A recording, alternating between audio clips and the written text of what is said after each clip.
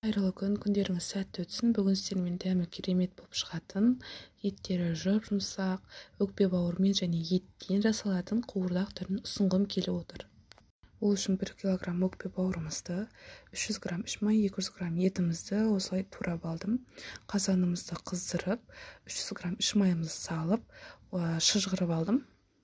Бізде сөлі осылай шығады. Сөлі шыға бастаған кезде етіміз бен өкпемізді салып, жақсылап қуырып аламыз.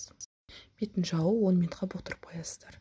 10 минуттан кейін алып, 2 сәбізімізді дөңгелекшелеп турап, араластырып қосамыз.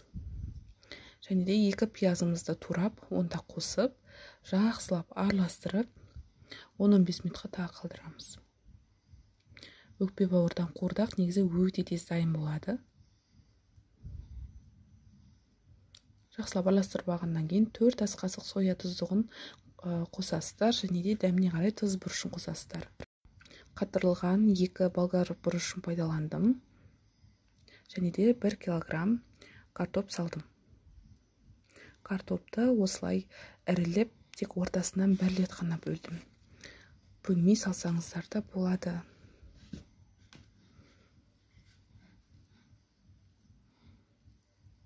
Осылай барлық картопымызды салып алғаннан кейін қазанымызды араластырып, тағы да 10 минутқа бұқтыруға қалдырамыз. Барлығын жақсылап араластырып алғаннан кейін 1 кесе қайнаған су қосамын.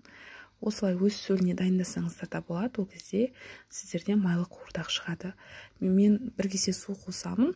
Ол кезде орташа майлықтағы қуырдақ шығады. Осылай етіміз және картошкамыз піскен кезде ең соңынан бауырды саламыз. Бауырды ертерек салып қойсаңыздар, қатты тастай болып қалады. Сондықтан дайын болған кезінде саламыз. Енді бауырды бәрін салбағаннан кейін араластырып, 10-15 минутқа қақпағын жауып, орташа отта қалдырамыз. Жалпы орташа отта 40 минут 1 сағатта дайындалады. Мінекей үй іштеріңізге ұсынып, үй іштеріңізді дәмді аспен қуантыңыздар.